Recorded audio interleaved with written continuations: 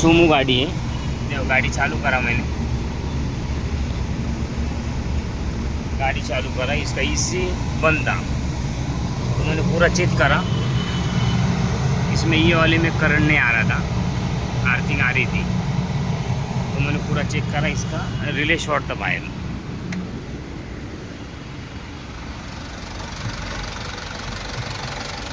देख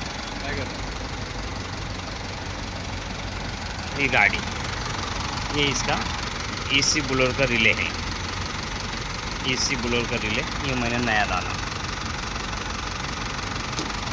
ये इधर लिखा हुआ नहीं था कुछ, मिट गया इधर, ये इसका डायग्राम है। और ये एसी ब्लोअर का रिले है, AC blower Tata Sumo AC blower relay problem, blower on नहीं हो रहा था, इंजन के इधर फ्यूज बॉक्स है।